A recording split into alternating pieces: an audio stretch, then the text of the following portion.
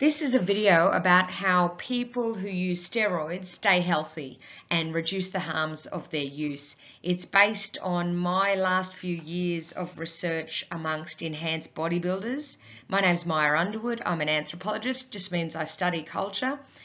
And I've been working with Jim McVeigh recently to try and understand the significance of what I am finding. So this is the ideas for a paper that we're about to submit.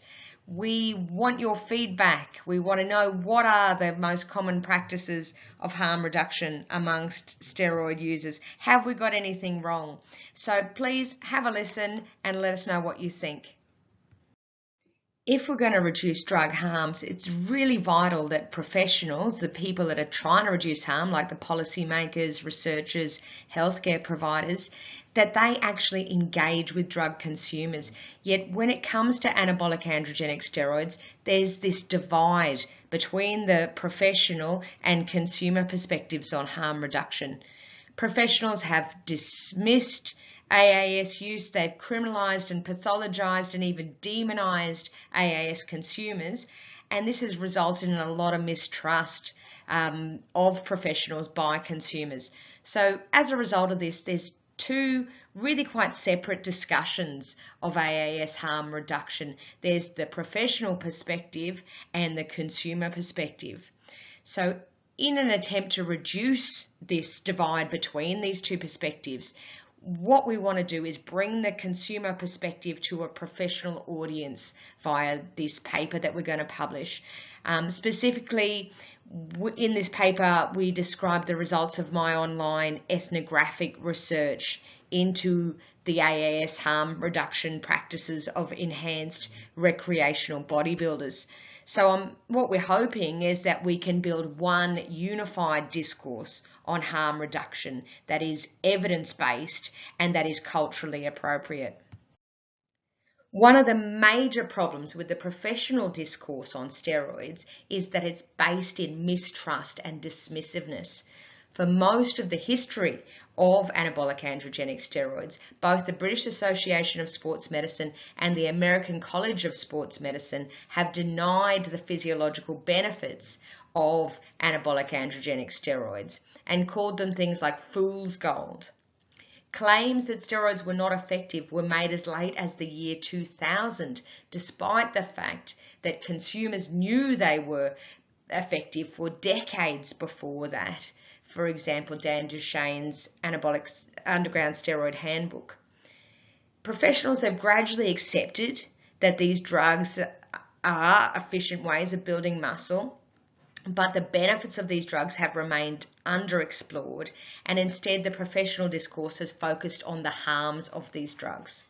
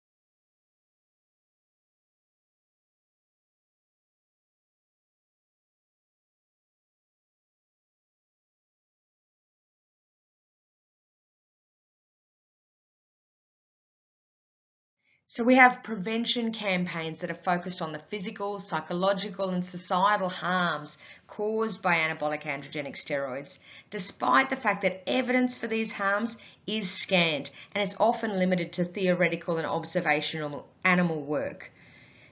There are constraints that mean that we can't do randomized controlled trials featuring real-world high-dosage polydrug regimens. Nevertheless, little caution's being taken in attributing wide-ranging harms to these drugs. Given that during the last 100 years, much of the scientific literature in relation to AAS has failed the test of time, it might be wise to exercise some caution. AAS policy is often developed on the basis of evidence with inadequate scientific rigour. It's tended to focus on criminalising AAS users rather than on harm reduction. For example, in Queensland, where I come from, steroids are a Schedule 1 drug equivalent to heroin, for fuck's sake, when they have tiny, the proven harms of these drugs are tiny compared to heroin, which is second only to alcohol in terms of harm both to the individual and society. So it doesn't seem like the laws are based on the actual harms of these drugs, but they probably seem to reflect the anti-doping morality of sport rather than actual harm.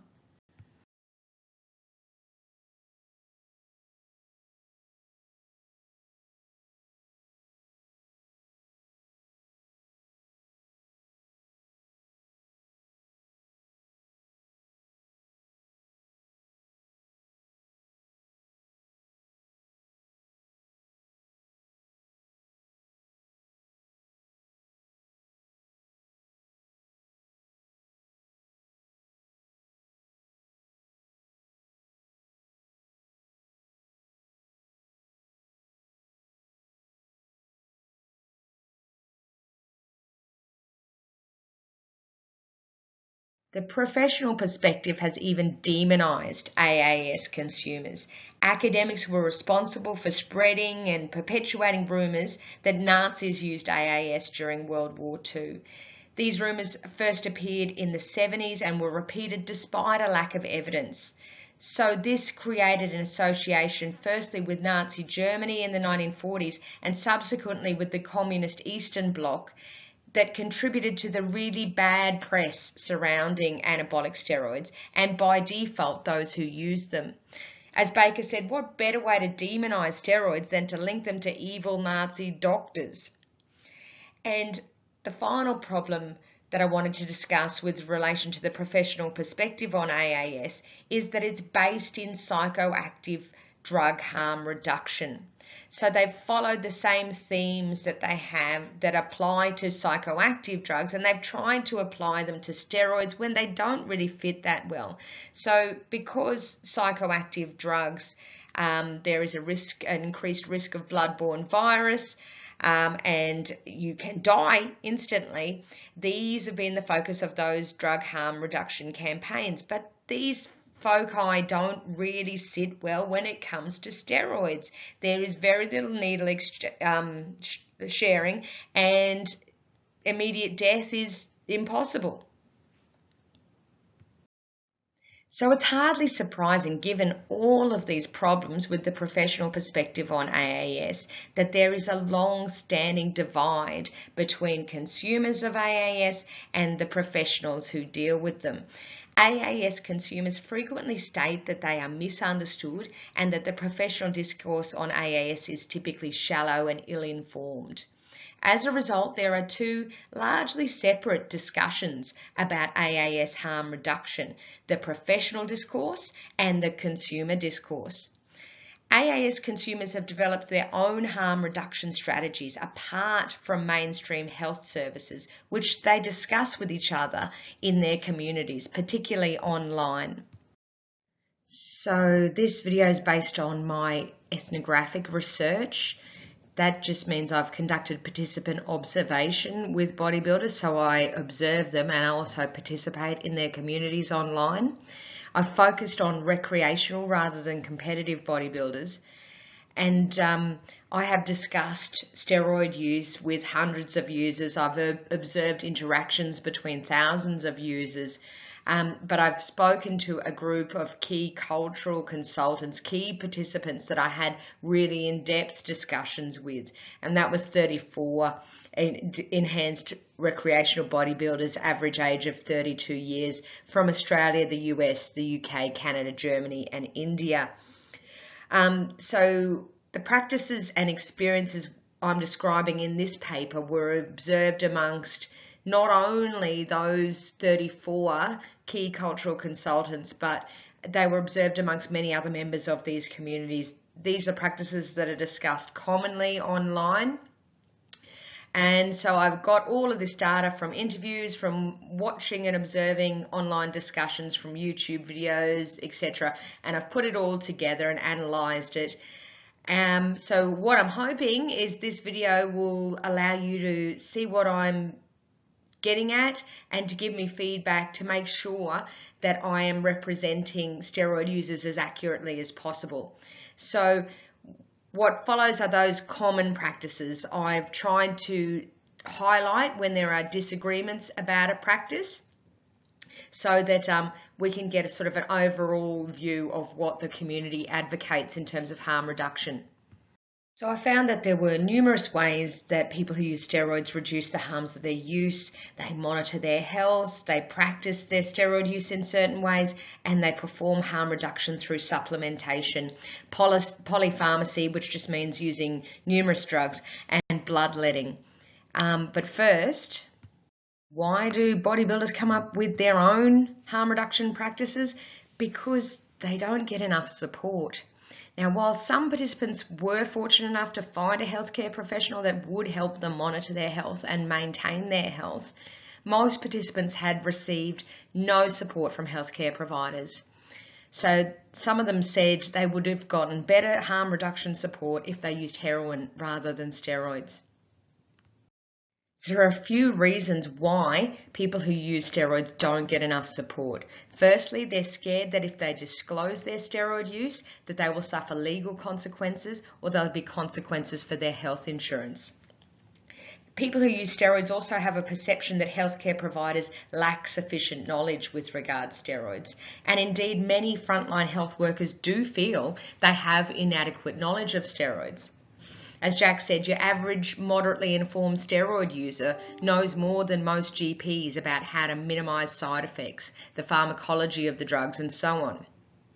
Colin said, I've been to doctors, 2 of them I've walked out on. They're like, I said, what about HCG and what about Nolvadex and Clomid? Oh, but you shouldn't be taking this to combat that. I said, yeah, I know, and I'm not here to be lectured. I'm telling you, I'm taking testosterone, but you can take Nolvadex and Arimidex to lower your estrogen. And they just look at me dumbfounded. I know more than them. So when I asked Bjorn, so when it came to helping you maintain your health, did the general practitioner tell you what you needed to do? Other way around. Although I feel relatively capable of evaluating the risks involved, at the end of the day, I'm not qualified in the slightest, and I'm certainly not an endo. There is a huge amount of information I don't know, and I'd rather feel dumb and have someone better informed educate me than be the one who has to lead blind GPs in monitoring health. The fact that I know more than most users and some GPs genuinely unsettles me. I know enough to know I don't know much at all, and what I don't know could be very important. And the third reason why there's a lack of support is that often people who use steroids are refused help. A lot of doctors just said you shouldn't do that, and if you do, there are so many bad things that can happen. It's very hard to find a practitioner who is open to it. You just mention it, and for some reason they already think you're trying to get them to prescribe something, which is not the case. So the title of the paper that we're publishing is based on this quote by Sebastian, who said, if you go to the route of using superphysiological doses of these drugs, you're pretty much on your own. Now, he was talking about, above TRT dose of these drugs, but in reality, if you're using any dose of these drugs without medical supervision, you are on your own with regards harm reduction. Most people who use steroids would like to use under medical supervision, but for the reasons that I've just listed, they can't. So in the absence of professional support, enhanced bodybuilders have developed their own harm reduction strategies that are primarily enacted independently and without professional advice or rigorous assessment of effectiveness or unintended consequences. All of the enhanced bodybuilders I interviewed discussed monitoring their own health. Furthermore, this is a topic that's frequently discussed online. They monitor their health in two ways, by monitoring their blood pressure, and some of them have even bought their own blood pressure cuffs to do this, and by having their blood tested. So this is called having your blood work done or simply doing your bloods. These tests include hormone levels, kidney and liver function, lipids, gonadotropins, and iron. In online bodybuilding communities, if someone complains about side effects from a particular steroid, it's the standard response to ask the complainant to post the results of their blood work so that members of the community can analyse the results and identify the problem and suggest an appropriate harm reduction strategy. If that person has not had their blood work done, then they're criticised. Now, blood work is a fairly recent thing in steroid communities, and it's only in the last 10 or 20 years that this strategy has become commonly discussed. The problem is that some medical professionals refuse to refer enhanced bodybuilders for blood testing. Therefore, some bodybuilders are forced to lie to healthcare providers in order to obtain blood tests. Another barrier is that these tests can be cost prohibitive depending on the country in which the bodybuilder lives. Although some will argue if you can't afford to do the appropriate harm reduction, you shouldn't be taking the drugs in the first place. Blood testing for enhanced bodybuilders requires specialised knowledge, which many medical professionals don't have, with few understanding the real-world steroid regimens utilised by enhanced bodybuilders. For example, some medical professionals aren't aware of the most appropriate methods for monitoring steroid users' blood levels. That is, certain testing methods may give inaccurate results for certain factors. These inaccurate results can lead enhanced bodybuilders to perform unnecessary harm reduction practices, which may in effect cause harm. For example, if you use ECLIA, that's the normal testing methodology for blood tests. If you use that for estrogen when you're on tren, it'll give you a really, really high response, which normally you would say, right, I've got to take a heap of aromatase inhibitor, so I'll take some aromasin or some arimidex to control the estrogen. But if you get it tested with LCMS, you'll find that the results will be accurate. You can only get LCMS through very specific requests or privately, whereas in the States it's almost standard testing methodology now. For some reason Australia's behind on all that, so all these people will be like, oh, my estrogen was high, so I took a heap of aromasin, and now my dick doesn't work. I can't get my dick hard, and all this sort of shit. As enhanced bodybuilders often have to lie to obtain blood testing, it's impossible for them to explain why they need a certain testing method or why they need certain hormones tested, or indeed why many of their blood results will inevitably have abnormal values. This impacts on the frequency with which enhanced bodybuilders can monitor their blood levels. For example, Carl would like to get more regular blood work done, but at certain stages in his cycle of use, his results will be artificially elevated. Having blood work conducted then will lead to results that will alarm the healthcare provider and or draw attention to his steroid use. As a result, he has to restrict testing to times when his levels are likely to be relatively normal. Because of all these barriers, many enhanced bodybuilders will now order their blood work through private companies. That is, they'll pay a fee to a private company to request blood testing. So this company will send the enhanced bodybuilder a pathology request form that they take to the lab to have their blood drawn. The results of this testing are then sent to the private company, who then forwards the results to the enhanced bodybuilder. The harm reduction service provided by these companies is limited, as they generally don't give medical advice and can only indicate if certain levels are high, low, or within normal range. It's then up to the enhanced bodybuilder to extrapolate from the results how effective their steroid use has been, if any problems are arising, and if so, how to rectify these problems. Often they turn to online bodybuilding forums to help them do this. Obviously, one of the main ways that enhanced bodybuilders reduce the harms of their steroid use is by practicing their steroid use in certain ways. As Mark said, the first harm minimization strategy is responsible use. If you're not going to go a very high dose or use crazy mixes of stuff and throw in a lot of orals, it's already going to be relatively safe short term.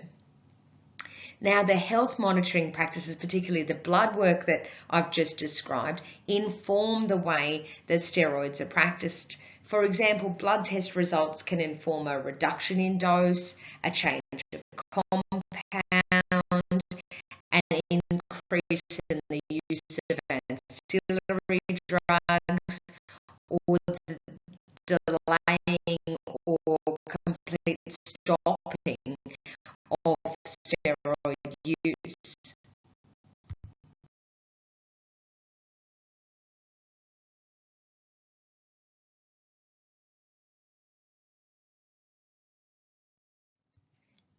To reduce the harms of steroid use, the quality, that is the purity, the strength and the sterility of the steroids has to be maximised. Now, many enhanced bodybuilders would prefer to use pharmaceutical grade steroids, but they are often not accessible or they're too expensive. Furthermore, pharmaceutical grade steroids are limited in number and thus limiting the variety of compounds available to the bodybuilder, and are often not as concentrated, which means that the enhanced bodybuilder using them has to inject a larger amount of oil. So as a result, underground steroids are used, the quality of which are almost impossible to determine.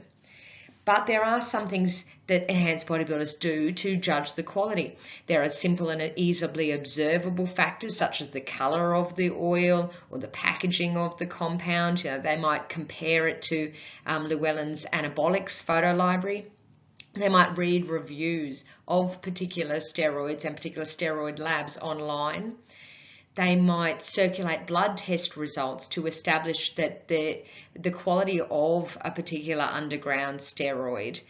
They might buy reagent kits, which are relatively inexpensive, to ensure that the product being sold actually contains the compound it's meant to. However, you don't get any idea of the purity or strength of the compound through these tests. You could use LCMS or HPLC to get detailed information on the steroid tested, and the results of these tests are sometimes posted online by consumers or sellers of steroids. Indeed, people who use steroids have crowd-funded their own laboratories to provide these tests. It's through these tests and the testimonials and reviews of consumers that the reputation of underground labs are established. Some enhanced bodybuilders homebrew their own steroids from raw powders, not only to reduce costs, but in an attempt to improve the quality of the steroids they consume. However, raw powders can be contaminated with things like heavy metals, and the potency of raw powders is often difficult or expensive to verify, so homebrewing is no guarantee of quality. Obviously, one of the ways to reduce the harms of steroid use is to control the doses of these steroids. And frequently members of online bodybuilding communities encourage each other to be cautious with these drugs. The standard advice for those new to steroids is not to use more than 500 milligrams of steroids per week, to start with testosterone only and only one type of testosterone. This allows the individual to see how their body reacts before adding other compounds. Many enhanced bodybuilders advocate taking as little as you need to get results. Bodybuilders frequently advise other bodybuilders to lower their dosages to reduce harms and risks. For example, in response to a post from a bodybuilder beginning use of trenbolone at 400 milligrams per week, one bodybuilder responded, "Way too much tren for your first time with the drug. I got tremendous results from 120 milligrams of Tren-E. Tren isn't a drug to just fuck around with. Unless you have a contest in the next 8 weeks, I'd drop it completely or cut dose in half." Now, This isn't to say that there's no encouragement to take risk in bodybuilding communities or that there's no social pressure to increase doses, but rather that there is also ample evidence to the contrary. Enhanced bodybuilders will even advise others not to use anabolic-androgenic steroids. Obviously, choice of compound has an impact on the harms experienced. Many enhanced bodybuilders consider the risks of insulin and DNP to be too great. Several of the research participants in this study felt that the harms of trenbolone outweighed the benefits, and therefore they no longer used this compound. Many enhanced bodybuilders will avoid oral steroids because of their perceived hepatotoxicity. Some enhanced bodybuilders advocate against the use of testosterone and instead advocate the use of DECA, sometimes in combination with debol. Now, this regime, commonly called DECA only, is highly controversial. Most enhanced bodybuilders advocate the use of testosterone as a foundation for all steroid use. This is in order to replace the endogenous testosterone that the body stops producing whilst using steroids. But a small minority of enhanced bodybuilders suggest that by removing testosterone, they can avoid harms such as water retention and estrogenic side effects. Thus, DECA-only regimes negate the need for ancillary drugs such as aromatase inhibitors, thus reducing harm. So there is a great difference of opinion around whether testosterone is necessary in a steroid cycle or not.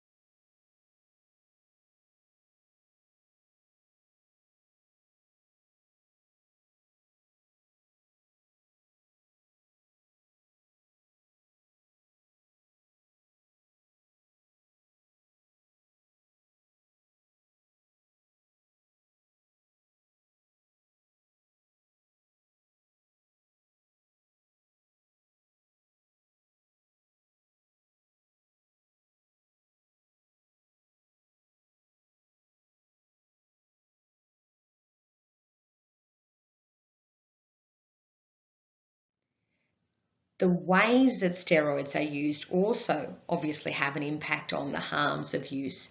There are two use patterns, cycling and blast and cruise, both of which are advocated as harm reduction strategies.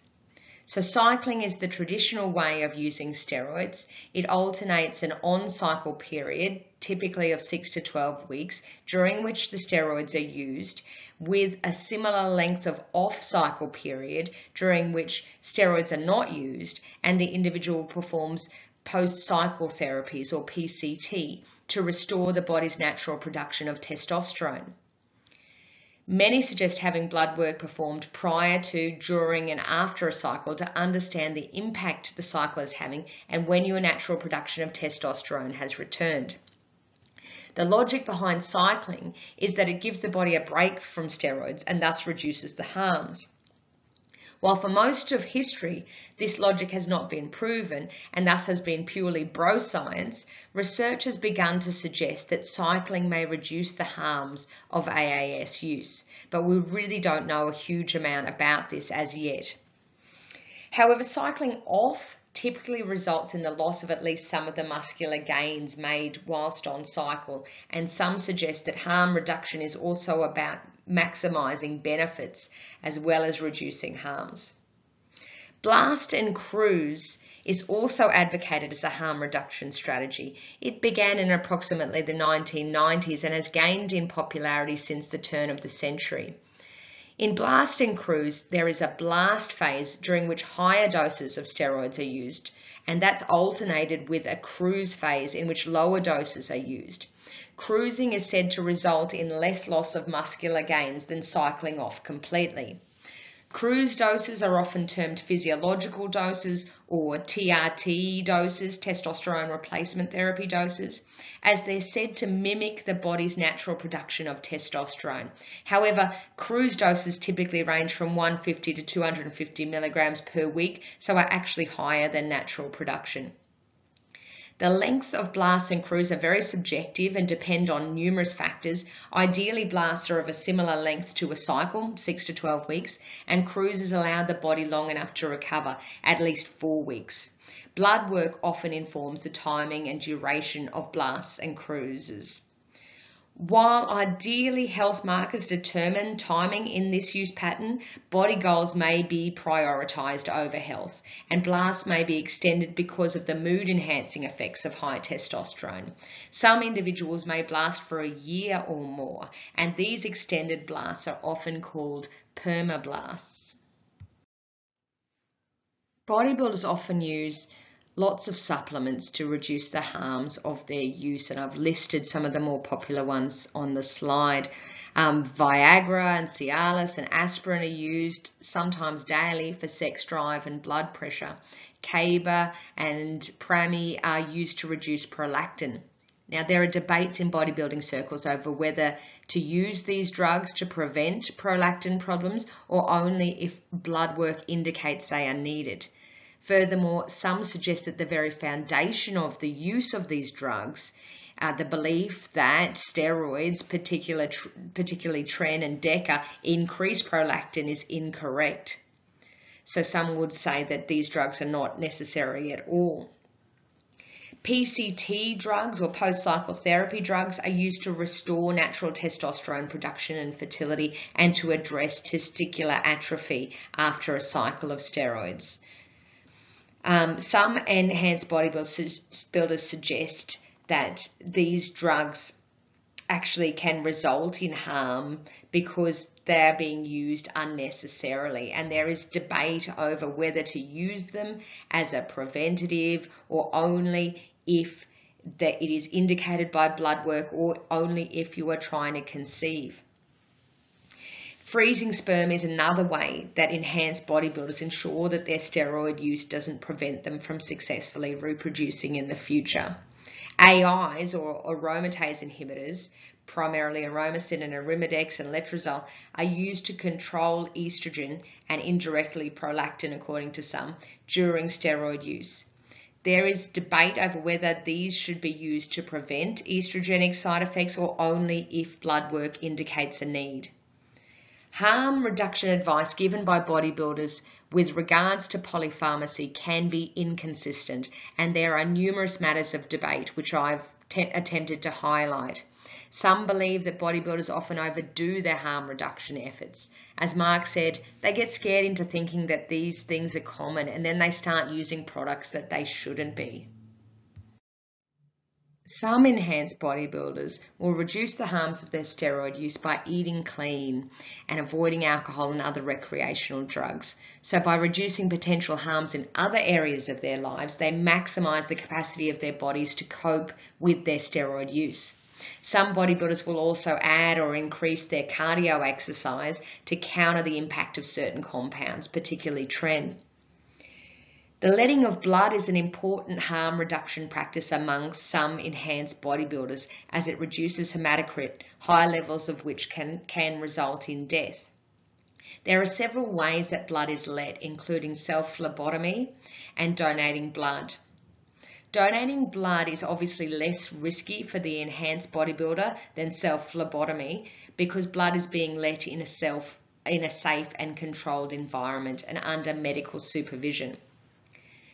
People who donate blood are asked whether they have injected drugs, and therefore bodybuilders are forced to lie about their history of drug use in order to avail themselves of this service. They typically justify this lying by stating that blood banks are only concerned with the risks of sharing needles, which enhanced bodybuilders typically don't do, and with the impact of psychoactive drugs on the recipients of the blood. Still, some enhanced bodybuilders will limit their blood donations to times when they are off cycle. Enhanced bodybuilders would appreciate avenues to let blood safely. Indeed, during this research, one participant asked me if I could arrange for him to donate blood for research purposes. People who use steroids state that they receive inadequate support to reduce the harms of their use, so they've developed their own harm reduction strategies, including the use of aromatase inhibitors, post-cycle therapies, and other ancillary drugs, as well as vitamins and supplements. In recent years, blood testing is often recommended as the foundation for harm reduction efforts. Both steroid use patterns, cycling and blasting and cruising, are recommended as harm reduction strategies despite the fact that they contradict each other. Furthermore, consumers sometimes try to ensure that the steroids that they are taking are from a reputable underground lab and that they contain the compounds they're supposed to. But these practices that we've described in this paper raise a lot of questions. The reality is that while the harm reduction practices described in this video are widely recommended, we have no idea how widely they are practiced. Enhanced bodybuilders are a diverse group. At one end of the spectrum, we've got individuals who use a variety of steroids in a haphazard manner along with psychoactive drugs and pay a little attention to exercise and nutrition. At the other end of the spectrum, we've got the dedicated bodybuilder using a controlled regime of enhancement drugs to supplement a strictly adhered to program of exercise and nutrition. Now, the participants in my research sit firmly in this latter category. They are best characterised as expert users and are the most risk-averse and health-conscious of steroid consumers.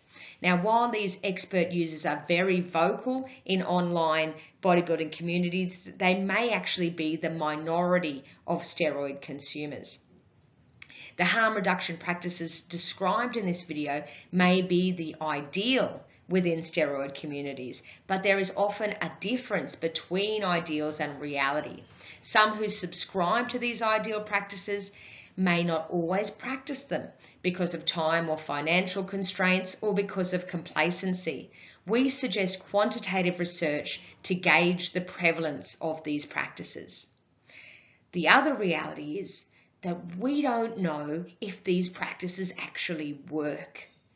While these practices are described by steroid consumers as reducing harms, in most cases we have no scientific evidence whatsoever with regards to their efficacy in this context. Furthermore, there is debate within steroid using communities as to when these strategies should be implemented and whether or not they sometimes cause harm rather than prevent it. We call for future research into these strategies, and failing that, commentary on these practices by experts in the relevant fields, for example, medicine, pharmacology, endocrinology, pathology. Most importantly, we call for this professional discussion to be disseminated to bodybuilding communities so that individual consumers can make the most informed decisions possible about their harm reduction practice.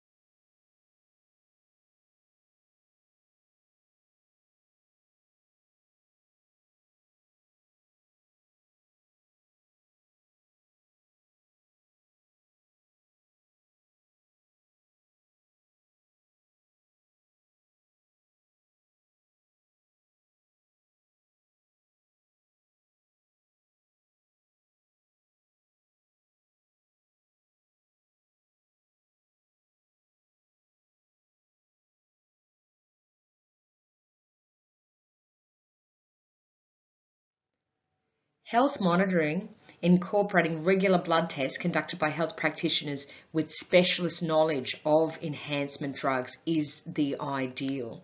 There's a clear desire for this type of service amongst people who use steroids, but more often than not, they have to accept a compromise. The use of private labs or mail order testing may appear to be a solution, but these services are not harm reduction services per se. They're simply blood testing services, which leaves the interpretation of the results to the individual in consultation with the consumer community, and this can be problematic. Now, some enhanced bodybuilders will say health practitioners only see the steroid use.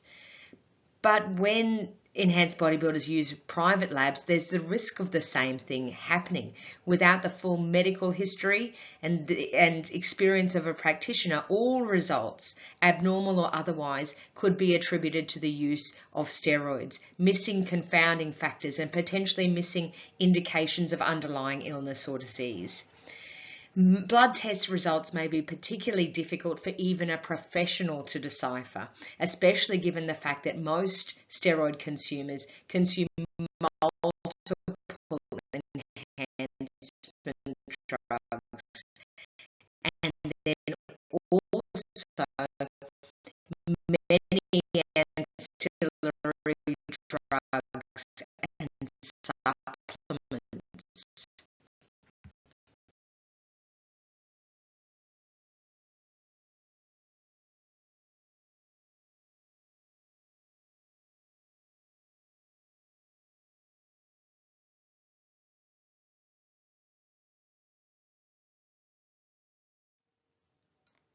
Enhanced bodybuilders are divided as to which use pattern is better for health. Some advocate cycling as a harm reduction strategy. Others feel that cycling increases harm and recommend blasting and cruising as a harm reduction strategy.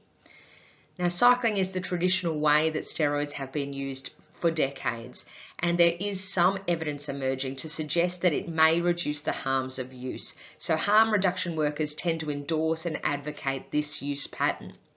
The recent adoption of blast and cruise, with the elimination of the off-cycle or the continuous use of steroids, has automatically been perceived as more dangerous without evidence to support that this is the case.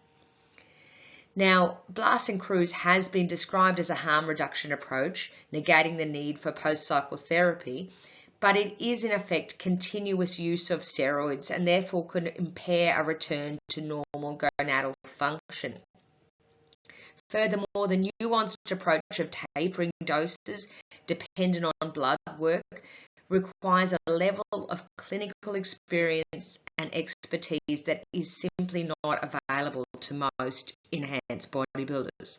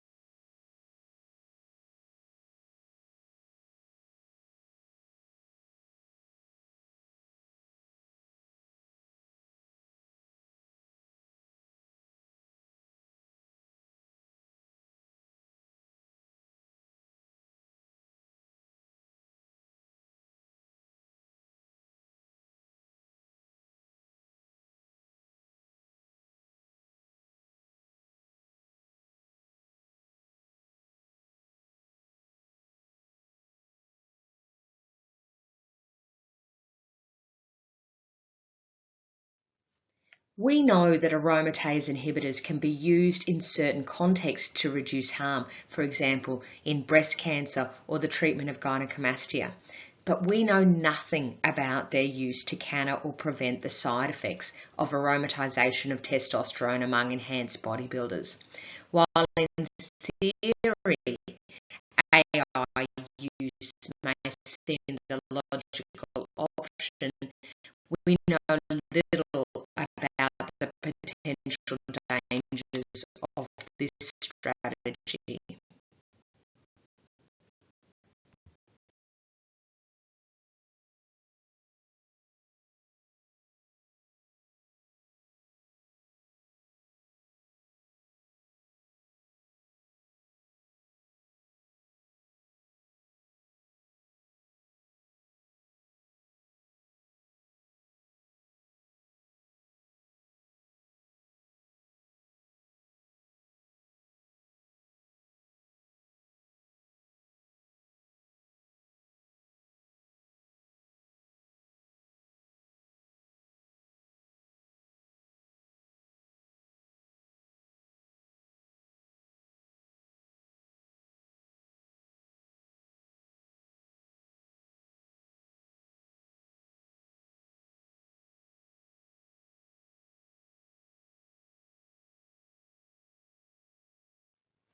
Similarly, bloodletting has been shown to reduce harm in certain contexts, in particular the overproduction of red blood cells, but there has been no investigation of the harm-reducing properties of this practice amongst those who consume steroids. There are obvious risks associated with blood loss, planned or otherwise. Basing such risky practices on a self-diagnosis made on the basis of the interpretation of mail-order blood results by non-health professionals would appear to be fraught with danger.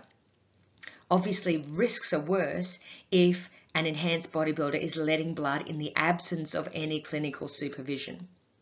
The presentation to blood transfusion services to donate blood is clearly preferable to autonomous bloodletting from the perspective of risk management.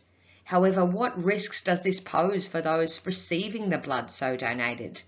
While sections of the enhanced bodybuilding community are adamant that the sharing of injecting equipment does not happen within their peer group, and indeed the prevalence of needle sharing amongst consumers of steroids has been found to be low, it can't be overlooked that at least some sections of the steroid-using population are at an elevated risk of having contracted a blood-borne virus.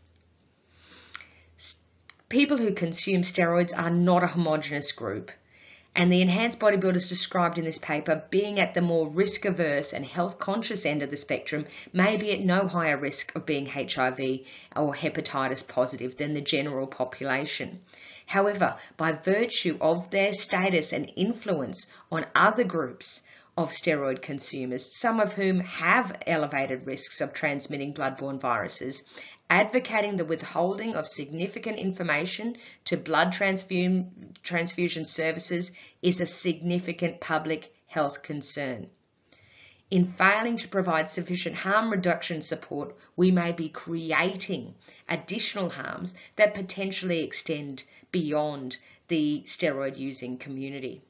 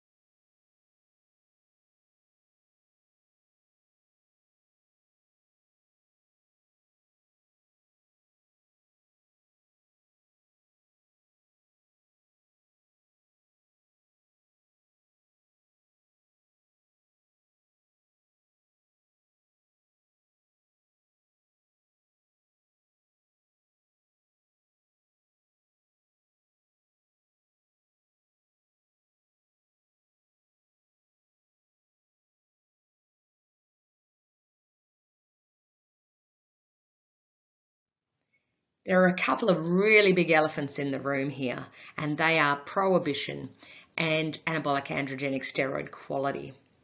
Prohibition prevents disclosure of use to healthcare providers, to blood banks, and to family and friends who could potentially provide support to the consumer. Prohibition decreases understanding and prevents a dialogue between consumers on the one hand and policymakers, healthcare providers and the scientific community on the other. Prohibition encourages a black market supply and all of the risks that this entails.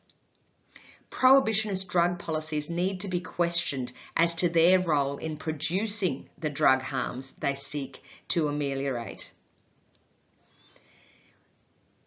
Many adverse effects of steroids are dose and compound dependent. Specific steroids are associated with varied risk of harm.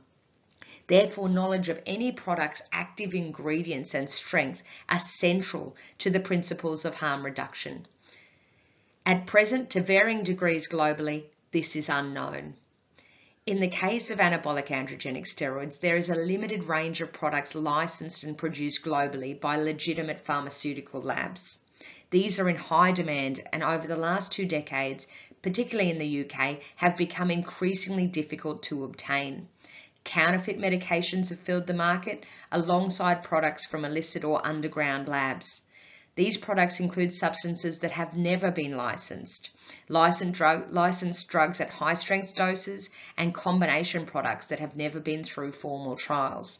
For some countries, veterinary products are available and sought after. By their very nature, these products have not been through human trials, and risks are further complicated by the counterfeiting of these products.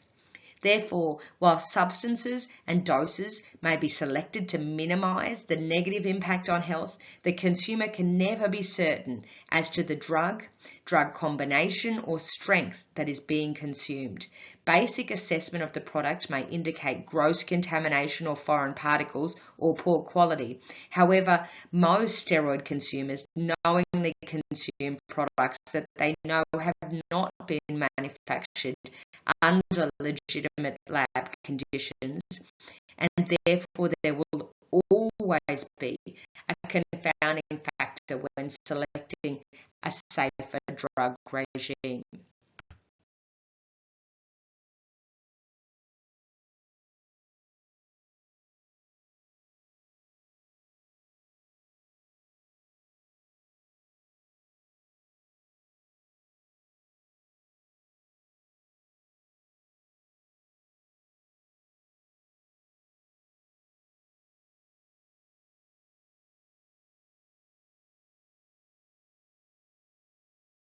We offer these descriptions of the harm reduction practices of enhanced recreational bodybuilders as a foundation for future research and discussion. We hope this paper is a conversation starter that begins to bridge the divide between steroid-using communities and medical and scientific communities. While we've raised many more questions than we have answered, this paper draws attention to 2 facts of which we can be sure. Firstly, steroid consumers privilege peer support. Prior research has demonstrated that steroid consumers tend to prefer peer advice and support over that of professionals and access information online via specialist forums.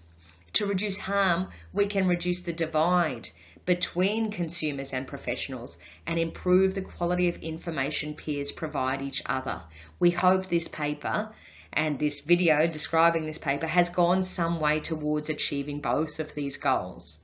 Secondly, I've found that if you take the time to engage with the steroid communities of practice and demonstrate a respect for their knowledge and practices, many steroid consumers will devote considerable time and energy to collaborating with you. Therefore, we can overcome the boundaries and reduce the 2 perspectives on steroid harm reduction to one evidence-based and culturally appropriate perspective. We really hope this paper is a step forward in this direction. Stay safe, bras.